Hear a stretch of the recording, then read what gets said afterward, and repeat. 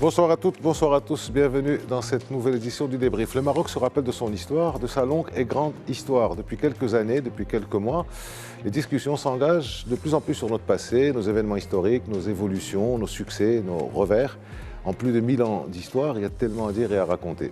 Mais est-ce qu'on le dit assez ?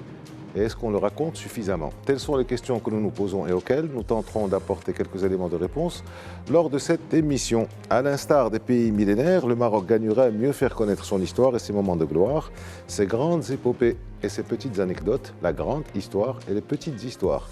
C'est comme cela, par la filmographie, par le débat, par la narration des détails, par l'implication de celles et de ceux qui ont fait l'histoire récente du royaume, que notre génération actuelle et les générations futures, d'ici ou d'ailleurs, connaîtront plus et mieux le Maroc, notre nation. Avec nous pour en discuter, deux éminents spécialistes de cette histoire, ancienne ou récente. C'est Derk Mehanino. Bonsoir, merci d'avoir accepté notre invitation. Vous êtes, comme chacun sait, journaliste, comme chacun sait, écrivain. Vous êtes l'auteur de plusieurs ouvrages sur l'histoire récente ou un peu moins récente du Maroc. Vous êtes aussi ancien secrétaire général du ministère de l'Information, peut-être même ancien directeur de la télé nationale, non? Un télé, oui. Pendant 5 ans, directeur de la télévision nationale. Alors, marhaba bik à la télé. C'est Jeanne Baïda. Bonsoir, merci aussi à vous d'être avec nous. Vous êtes historien, comme chacun sait aussi, et ancien directeur des archives du Maroc. Premier directeur, vous avez été le premier en 2011 quand elles ont été, formées, constituées. Très bien. Alors, je commence par vous, c'est Mehanino, pour chacun de vous, mais je commence par vous. Alors, à travers votre expérience et votre expertise, est-ce que vous pensez, on y va de but en blanc directement, que l'histoire du Maroc soit suffisamment connue des Marocains? Une longue histoire de 1000 ans. Oui, puisque vous parlez de 1000 ans, moi je pense que tous les Marocains sont fiers d'appartenir à une nation qui a existé depuis plus de 1000 ans. Ils sont aussi conscients que leur monarchie est parmi les monarchies les plus vieilles du monde, avant la monarchie anglaise, belge ou espagnole.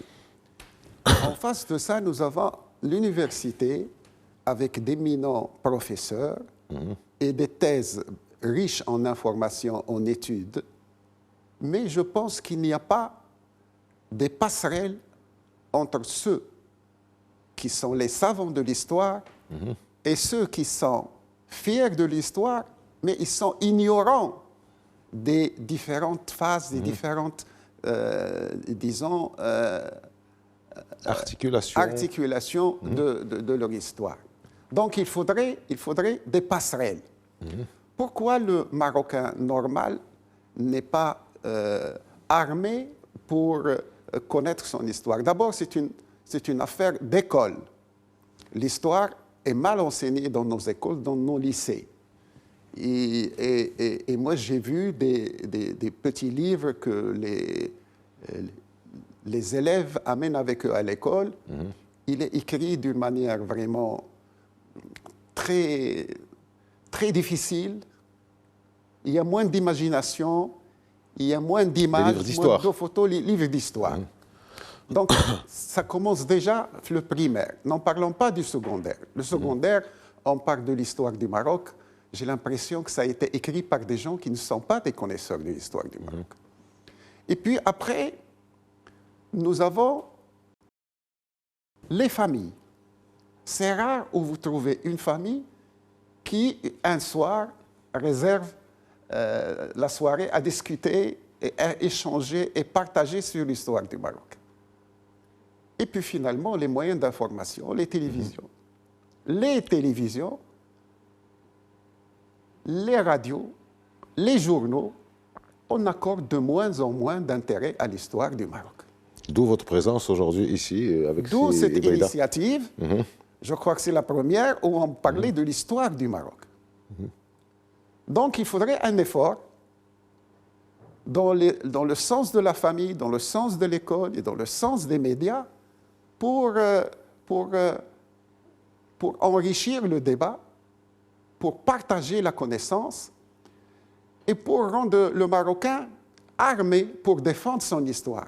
Sinon, il va perdre son histoire. Et je pense surtout à la génération de 15 ans à 30 ans.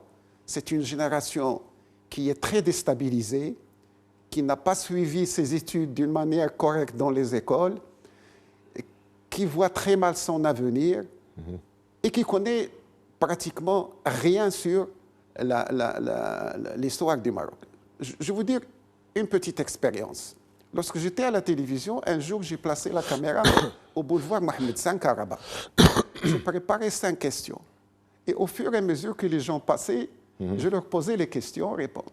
Un micro-trottoir avant l'heure. Un micro-trottoir avant l'heure, c'était en 81-82. Déjà, il y a 45 ans. Et j'étais stupéfait par l'ignorance de l'histoire du Maroc. Ces genres de sondage, je ne l'ai jamais passé sur antenne parce que vraiment, j'avais honte.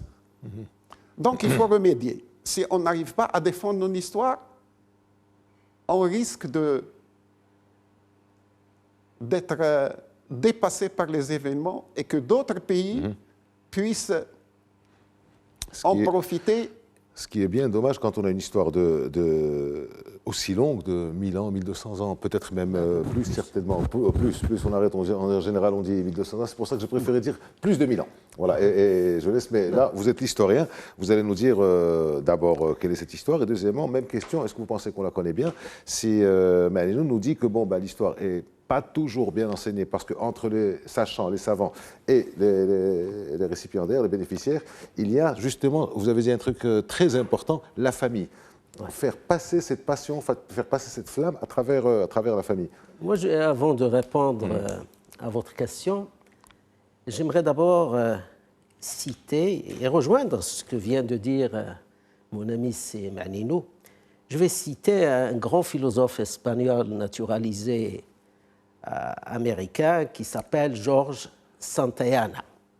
George Santayana a dit qu'un peuple qui ne connaît pas son histoire est condamné à la revivre. Ça veut dire en fait à revivre ses erreurs, à revivre les erreurs du passé. Quant au cœur même de votre question, à savoir si les jeunes d'aujourd'hui, l'histoire, les Marocains et l'histoire, pour résumer, moi je dirais que la situation est paradoxale. À savoir qu'autant sur une face de la médaille, on trouverait que tout le monde s'improvise historien, qu'il y a un engouement pour l'histoire, on en parle, mais je trouve, en ce qui concerne l'autre face de la médaille, que ce n'est point de l'histoire. Ce sont des bribes de mémoire. Or, il y a une grande différence entre l'histoire et la mémoire.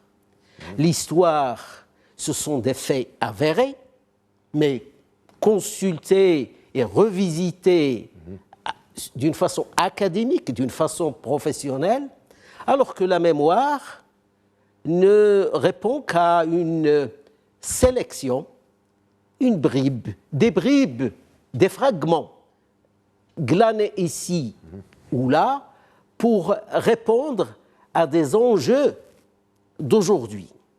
Ça veut dire que des enjeux d'aujourd'hui voudraient que l'on parle de telle mode, de telle façon de s'habiller ou de telle façon de penser. On va collecter dans le passé quelque chose qui répond à notre désir d'aujourd'hui. Donc il y a une très grande différence entre histoire et mémoire. Ceci dit, il faudrait aussi placer la chose, s'il y a cet engouement, il faudrait se poser la question, pourquoi alors cet engouement, même s'il n'est pas professionnel? Il faudrait peut-être le lier à la recherche de l'identité, ce qui est en soi une bonne chose. Parce que quand on voudrait savoir qui nous sommes, il n'y a pas meilleur moyen que d'interroger l'histoire. Ce qu'on a été. Ce qu'on a été. Ce qui, dans une certaine mesure, même si ce n'est pas académique, répond à comment dirais-je, consolide l'appartenance à une nation, l'appartenance à un pays, l'appartenance à une histoire plurimillénaire. Il ne s'agit pas de... L'histoire du Maroc ne commence pas avec l'arrivée de l'islam au 8e siècle. Elle est bien antérieure.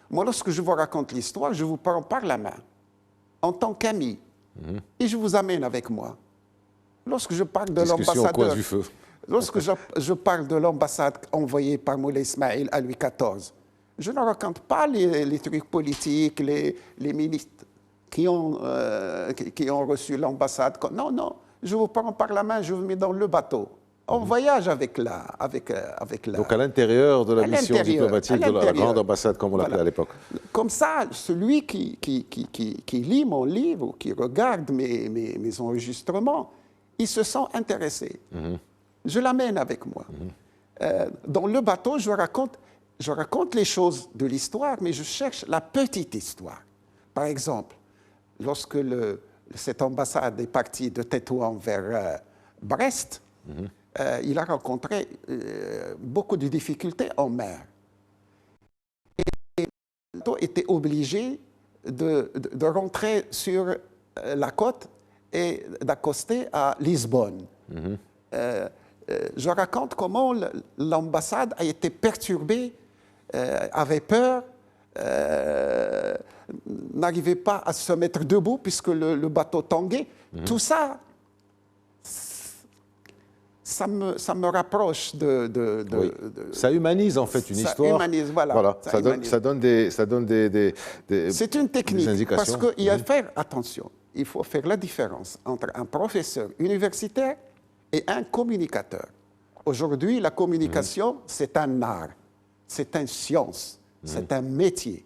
C'est à lui de traduire, si vous voulez, la science comme elle est pensée, comme elle est écrite d'un universitaire, la traduire dans un autre langage pour qu'elle soit à la portée du Marocain moyen. Alors, juste une petite précision historique, par correction, je ne me permettrai pas juste une précision. Vous avez dit que Louis XIV et Moulay Ismaïl étaient contemporains. Oui. Et vous savez, l'histoire parfois fait des clins d'œil, et là je m'adresse à l'historien que vous êtes, mais ce n'est pas la question, c'est simplement une remarque, parce que moi aussi j'aime bien parler d'histoire, c'est qu'ils ont été contemporains de deux autres rois qui ont régné plus de 50-60 ans. C'était Pierre, le Grand de Russie, qui était à cette période-là, et c'était quelqu'un de moins connu dans nos cultures méditerranéennes, Aurangzeb, en Inde. Et donc il y avait au moins 4 grands rois qui ont régné plus d'un demi-siècle et qui avaient des relations entre eux. C'était une simple parenthèse. Donc, même chose pour vous, on en parlait en préparation de l'émission avec vous, Beïda. Alors, je reviens d'abord à cette question de films, parce que autant le Marocain a besoin de documentaires, mais il a besoin aussi d'une production cinématographique. C'est-à-dire romancée, avec des personnages, un suspense, parce que le documentaire ne peut pas se permettre de s'écarter des faits historiques avérés. Alors que le cinéma peut être romancé autour de fresques innombrables à partir, et l'histoire pluriséculaire du Maroc, très très riche, est pleine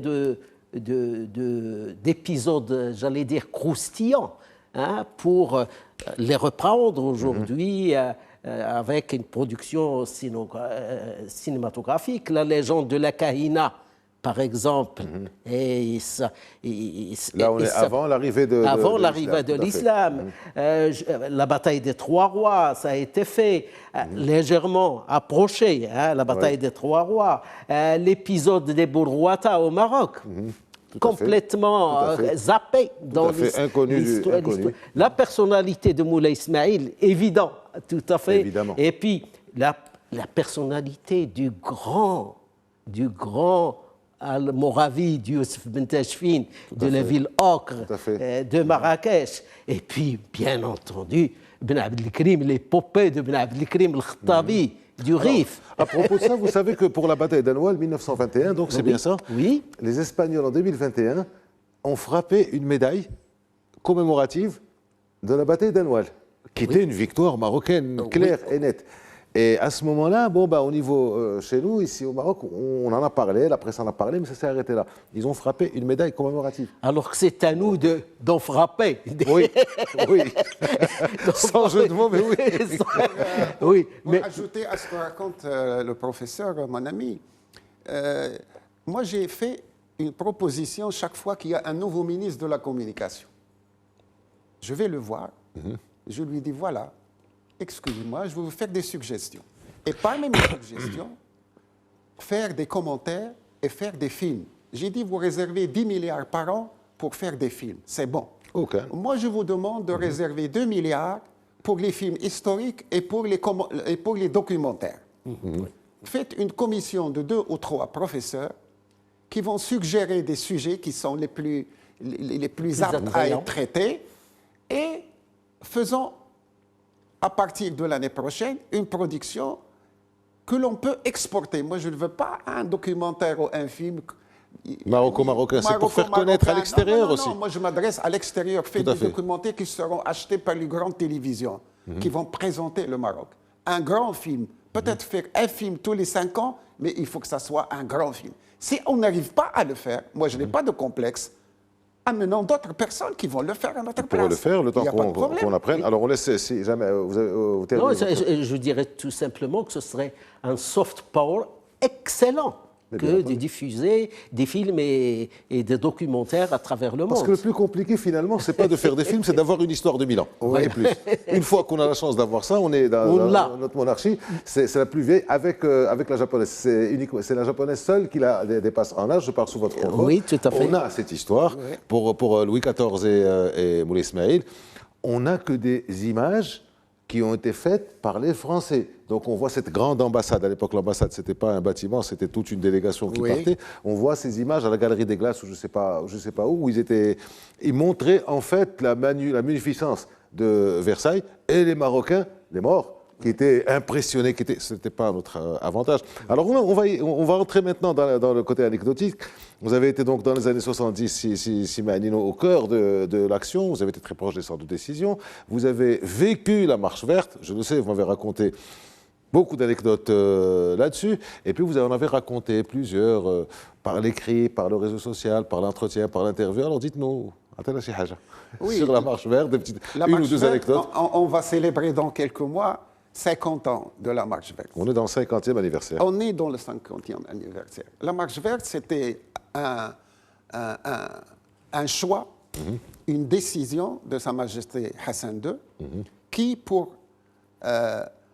faire pression sur les Espagnols, les amener à s'asseoir sur une table de négociation.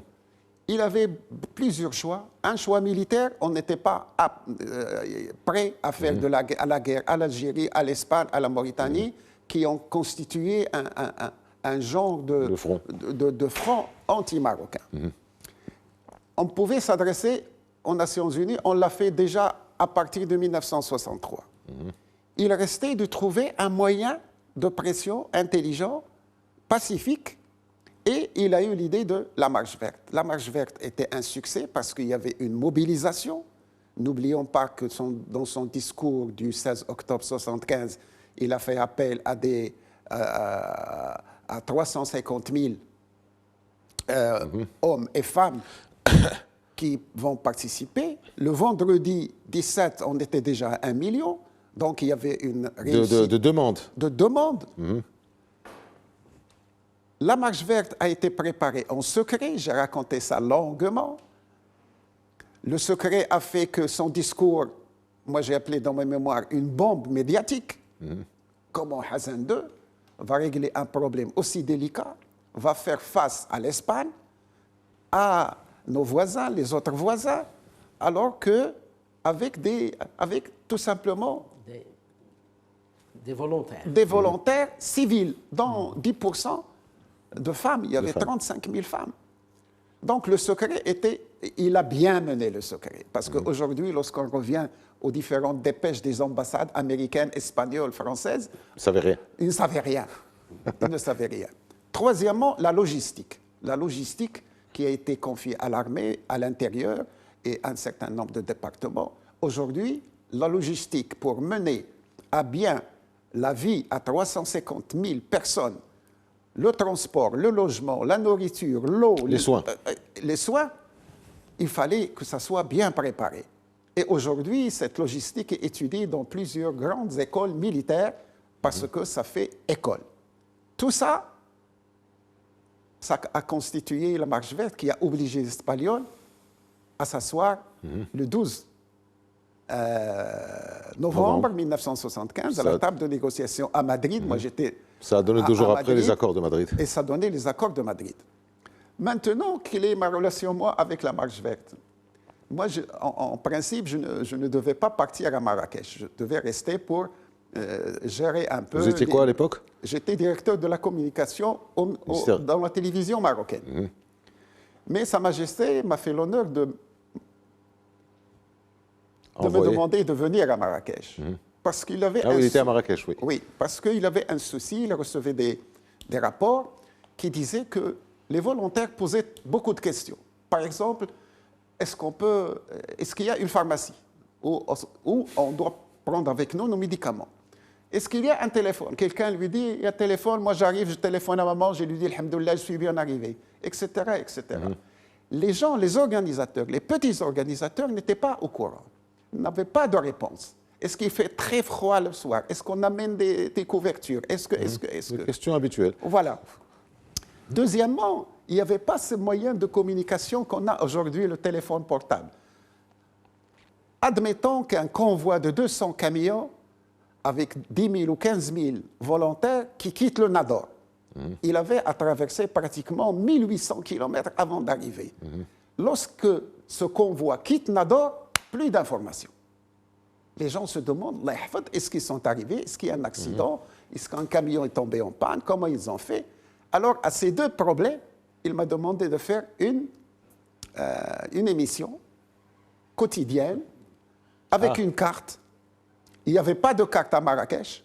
Il a fallu que j'achète c'est comme dans une maternelle, j'ai acheté des ciseaux, des punaises, des trucs, et j'ai confectionné une carte. Et cette carte a eu je ne sais pas moi, une publicité extraordinaire. Un succès énorme. Un succès. C'était l'info, c'était en fait, vous donniez l'info. Oui. Un succès tel que Hassan de lui-même est venu la voir. Et moi, je me rappelle, j'avais pas de bureau ni de chaise. J'avais un carton sur lequel je travaillais, blue jean, espadrille, etc. Il rentre, moi je ne le vois pas. J'étais dans une chambre qui était réservée à l'armée. Il y avait des cartes de l'armée, les cartes des mouvements des armées dans la région. C'était des cartes secrètes. Mais c'est lui qui m'a dit, tu vas t'installer dans cette... Mais en rentrant et me trouvant, moi j'entends Allah yabarak fi Sidi, je tourne, je le trouve, je me lève, je me dis il me dit d'abord, qui t'a dit de travailler dans cette pièce? Dans cette pièce. Je lui dis Allah yabarak fi Sidi. Je ne pouvais pas lui dire un taliq. Il avait d'autres soucis en tête que de se rappeler de ça. Il m'a dit à partir d'aujourd'hui, vous appartenez aux forces armées royales. Voilà. En tant que chef suprême des forces armées, c'était une cohérence, ben oui. Alors, on va... Attends, encore une minute. C'est pas fini, d'accord. C'est pas fini l'histoire. Il y a quelqu'un qui a accompagné Sa Majesté et qui lui dit le capitaine Maninou. Comme ça, boutade. Sa Majesté a répondu non, c'est le commandant Maninou. Qaïd. Commandant. Commandant Jij, commandant. Commandant, ouais. Alors, à partir d'aujourd'hui, M. Bousta, vous m'appelez le commandant Maninou. Très bien. Attention, il ne faut pas qu'il y ait de, comment on appelle ça, usurpation d'identité. Je vais aller vérifier ça avec les phares et je vous rappellerai plus tard, commandant Maninou. Alors, on va rester sur les anecdotes. C'est très important parce que ça permet quand même de mieux connaître les choses. Avec vous, Baïda, donc j'ai été chercher, bien entendu. Je suis studieux. Vous avez 2 doctorats en histoire et en communication information.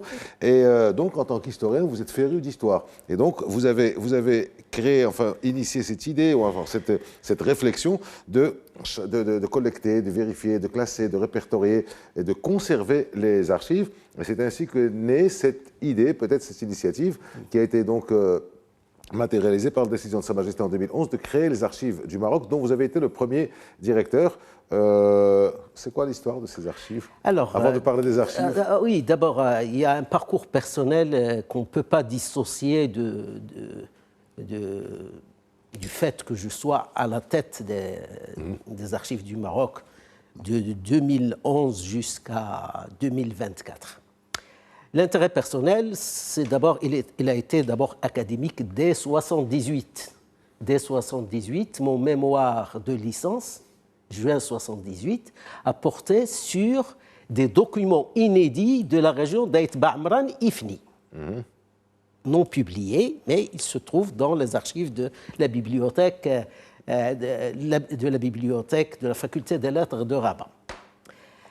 Deuxième chose, dans cette même lancée, mon doctorat troisième cycle de 82 et mon doctorat d'État de 95 ont été le fruit d'une pérégrination dans des archives nationales, Tétouan, Rabat, mais également les archives des privés, des personnes, des grandes familles, et surtout les archives internationales du Quai d'Orsay, de Nantes, du Public Record Office, de National Archives à Washington, D.C. Et tout cela m'a familiarisé avec les archives. Ça, c'est un parcours personnel qui va venir se greffer sur un contexte national. Le contexte national, ce sont les recommandations de l'instance équité et réconciliation que j'avais accompagné non pas en 2004. tant que...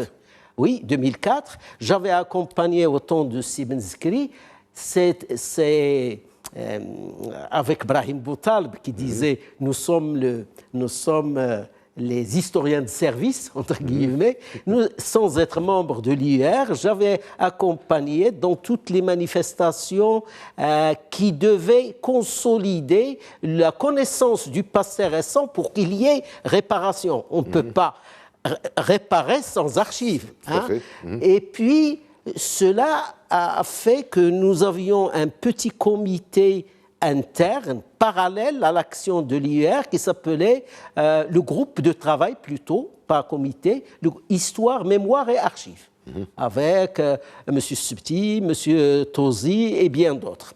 Et tout cela est venu donc m'imprégner de cette nécessité absolue de créer les archives du Maroc, ce qui fut fait avec la promulgation de la loi des archives le 30 novembre 2007, que j'ai pu d'ailleurs consacrer, avec l'accord bien sûr du gouvernement marocain, comme journée nationale des archives, et j'espère que ce sera toujours une date annuelle. Toujours le cas, 30 novembre, c'est la journée nationale des archives. Le 30 novembre, j'ai pu consacrer cette date, avec l'accord du gouvernement marocain, comme journée nationale des archives, qui permet en fait de faire le bilan, tout simplement. Ce n'est pas du tout de faire des festivités, mais faire le bilan.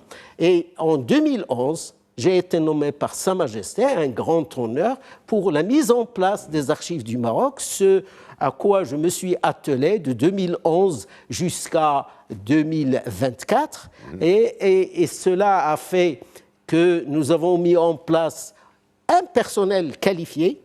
Nous avons fait venir pas mal d'archives de l'étranger. Nous avons collecté des archives locales. Et surtout, et ça peu de gens le connaissent, nous avons édité avec un benchmarking à l'international un guide référentiel de la gestion des archives publiques au Maroc, qui est obligatoire aujourd'hui. À savoir que vous ne pouvez plus traiter les archives comme vous voulez. Il y a un guide référentiel qui a été édité et la loi oblige aujourd'hui les instances publiques à se référer à ce guide. En d'autres termes, la méthodologie. Oui, des petites choses simples. Jamais mettre les archives dans la cave. Alors justement, ça c'est la triste histoire. On ne va pas dire quel est l'organisme, c'est la triste histoire des archives dans la cave. Et quand il y a une inondation, on a eu quelques années qui ont disparu. Vous savez de quoi je parle. Je rajoute juste un petit moment, ne pas mettre les archives dans la cave, mais aussi ne pas emporter des archives chez soi et ne pas détruire d'archives. Pourquoi ? Parce que les archives, ne pas détruire des archives, sauf avec un PV signé par les archives du Maroc et le détenteur des archives. Pourquoi ? Parce que les archives ayant une valeur de transparence, ayant une valeur de preuve, Si vous, Sentimental aussi. plus que sentimental, si vous détruisez, si un directeur des archives, par exemple, ou un directeur de n'importe quel département partant à la retraite, il détruit toutes ces archives, comment pouvez-vous connaître, non, pas seulement. Là, moi, je parle même de la reddition des comptes. Ah oui, ouais, la mais les archives. Attendez, archives. Si vous détruisez les archives, c'est par définition quelque chose d'ancien. Ah non. Celui ou celle qui doit rendre des comptes est mort déjà. C'est une mauvaise définition des archives. Ah, alors une définition des archives. Et une définition des archives, vous produisez, vous êtes responsable d'un département ici à la télévision, et vous produisez un document ce matin, un document officiel, paraphé, signé et cacheté, il est déjà archive dès sa production. C'est-à-dire mes documents pour préparer les questions, c'est des archives? Ça, c'est des brouillons d'archives, peut-être. Ah, donc c'est des brouillons d'archives. C'est des brouillons. C'est des brouillons qui ne sont pas qui ne sont pas dénués d'intérêt, les brouillons. Pour un historien. Ce ne sont pas dénués d'intérêt. Mais une archive, elle peut être très récente comme elle peut être très, très ancienne. Tout à fait. Simani, non? Moi, je voudrais tout simplement ajouter à ce que ça dit notre professeur, les archives de la télévision et les archives du CCM. Ouais. Encore le CCM, disons qu'il a réussi à sauvegarder le maximum de ses archives. Parce qu'au temps du protectorat, il n'y avait pas de cinéma. Et lorsqu'il y a eu le cinéma, on projetait avant le film ou après le film. Actualité internationale. Actualité, etc. C'était une histoire de 10 minutes, mais c'était des images réelles. Oui. Oui. À la télévision, aujourd'hui, on est incapable de passer à la télévision des discours de Sa Majesté Mohamed V. Une grande partie des activités royales de Hassan II sont perdues. Des sommets arabes tenus au Maroc sont perdus. Pourquoi? Parce qu'ils ont été, disons, abandonnés, comme a dit notre ami, dans les couloirs, dans des chambres. En fait, c'était des archives d'une importance cruciale, Donc, mais la conscience de l'importance d'une archive n'existait pas. Non. Donc finalement, ce sont beaucoup de choses qui sont parties. Ah oui, alors, il n'y a pas parti. que ça, je voulais vous poser la question à Cédric. Il n'y a pas que les archives du Maroc dont Breda vient de nous faire l'exposé. Il y a les archives royales. Et puis, il y a aussi plusieurs organismes, comme l'Institut royal pour la recherche sur l'histoire du Maroc, entre autres. Alors, vous qui connaissez bien ces arcanes, c'est quoi la différence entre chacun? Vous avez les archives royales, vous avez l'Institut, vous en avez d'autres. Justement, ce qui risque pas d'y avoir une déperdition entre tout ça. Non, je risque de passer à côté pour expliquer, mais je voudrais dire une chose. D'abord, nous avons la chance que le Palais Royal a su sauvegarder une grande partie de la mémoire nationale, c'est-à-dire des archives. Mais malgré ça... J'ai la chance d'avoir ce livre sur les différentes correspondances des rois du Maroc. Donc, par les archives du Maroc, c'est, je crois, Mme Bahija Simo qui le fait. Exactement. Voilà. Mme Simo, il fait un grand travail d'archivage. Mais malgré ça, il y a un manque terrible. Moi, en préparant mon livre « Le Sultan et le captif » sur les relations entre Moulay Ismaïl, j'étais obligé de faire recours aux archives de la France. Les lettres que j'ai... La question arrive. Les lettres que j'ai photographiées et que j'ai mises dans mon livre, je les ai récupérées en France et non pas au Maroc. Les informations, parce que j'ai dit tout à l'heure, moi je prends l'ambassade et je te fais accompagner avec l'ambassade. Eh bien, pour savoir quand notre ambassade a été reçue par Louis XIV, comment il a été reçu, est-ce qu'ils étaient en djellaba ou en smoking? Le roi de France était sur un, je ne sais pas, debout avec chapeau ou bien. Tout ça, je l'ai trouvé même pas dans les archives. Je l'ai trouvé dans les journaux. Les journaux de l'époque qui ont été archivés, oui, qui ont été classés. Qui ont été archivés. Et j'étais content en tant que journaliste, que je puisse trouver beaucoup d'informations dans les journaux. Et je vais vous raconter une petite anecdote. Notre ambassade, une fois à Paris, les autorités ont organisé un certain nombre de soirées pour la délégation marocaine. Et une de ces soirées, il y a une belle dame, bien habillée, bien maquillée, qui se présente devant notre ambassadeur, qui était M. Tamim. Il y avait 2 ambassadeurs, M. Tamim et M. Manino. C'est un ancien. Un de vos aïeuls, je suppose. Un de mes aïeuls, oui. Et il lui dit, mais pourquoi vous êtes marié à 4 femmes, monsieur l'ambassadeur? Déjà à l'époque, les Français posaient la question. Les Françaises trouvaient ça anormal. Ils le trouvent toujours anormal. Alors la réponse, écoutez, moi cette réponse, il m'a troublé. Il lui dit, Madame, si j'avais une femme aussi belle, aussi élégante que toi, je n'aurais pas pris une 2e femme. C'est une réponse magnifique, mais pas très gentille pour ces femmes à lui. Non, c'est une réponse diplomatique. Oui. Oui. Pour ne pas répondre. Ces femmes à lui n'ont pas entendu la réponse. Donc il va lui dire Shrat, Anarba, elle va pas la comprendre. religion, Elle va pas non, il ne va rien comprendre ça. comprendre. Donc il fallait. C'est pour cela que la subtilité de cette réponse, la subtilité des négociants marocains, il faut le mettre en relief. Vous voyez, ça humanise en plus notre ambassade là-bas. Et puis lorsque vous racontez un petit truc comme ça, très gentil, les gens se décontractent. Oui. J'arrive à enlever un sourire, un rire. Le rire est dangereux. Dans tous mes enregistrements, mes livres, toujours après 10 minutes, un quart d'heure, j'essaie de raconter une petite blague comme ça, qui est réelle. Oui. Mais c'est ce qui permet de retenir l'attention et puis de plonger un peu plus dans le... Exactement. Alors pour les archives, il nous reste 3 minutes pour les archives. Je vous ai dit que la question arrivait depuis quelques mois. Il y a beaucoup d'informations qui sortent sur les réseaux. La France a restitué au Maroc 2,5 millions d'archives. C'est quand même beaucoup. Bon, ça n'a pas été démenti, ça n'a pas été confirmé, il n'y a rien. Alors, en tant qu'ancien patron des archives, en tant que bon connaisseur, quelle a été l'histoire de ces archives françaises que détient la France des Marocains? Est-ce qu'il y a eu une restitution ou pas? Vous parlez d'archivistique, quelque chose que j'ai appris tout à l'heure. En matière d'archivistique... Alors, l'archivistique, c'est la science des archives. Oui, l'archivistique, c'est la science des archives. Il y a un sacro-saint principe de la territorialité des archives. En d'autres termes, toutes les archives produites normalement par l'occupant français ou espagnol pendant la période de 1912, et même un peu avant, 1907, oui. Jusqu'à 1956, devraient rester au Maroc. Seulement, et les Français n'ignoraient pas du tout ce que c'est. Ce sont des maîtres de l'archivistique. Oui, les Français sont connus pour ça. Mais tout ce qui ne les arrangeait pas, tout ce qui sentait politique, ils ont mis ça de côté à Mediouna pour transférer tout cela en France. Et aujourd'hui, il se trouve qu'un pan de l'histoire du Maroc se trouve en France, soit à la Courneuve, aux environs de Paris, soit aux archives diplomatiques de Nantes. Ce qui est aberrant.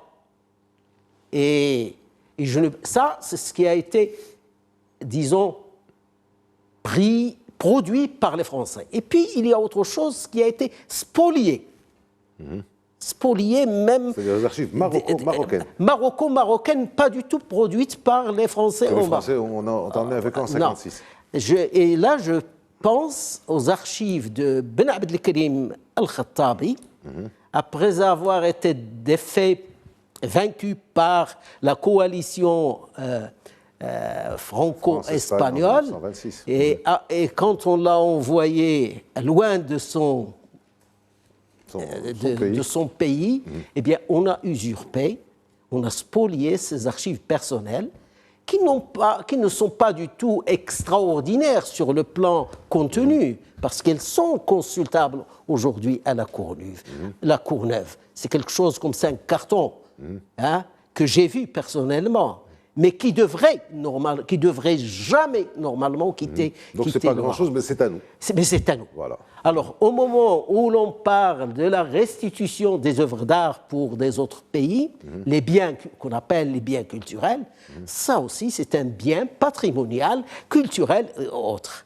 Et là, malheureusement, nous avons glané quelques bribes par des versions numériques, mais des affaires étrangères du Maroc à ce propos pour qu'il fasse de son mieux le temps qu'il jugera utile pour rapatrier on suivra cette affaire. Messieurs, c'était passionnant, c'était très intéressant. Merci d'avoir accepté notre invitation. Et merci. Le temps passe très vite. Le temps passe très vite, 3/4 d'heure, ça passe très très vite. On aurait pu rester là. J'espère que vous aurez l'occasion de garder ce cap, de reprendre l'histoire du Maroc. On le fera.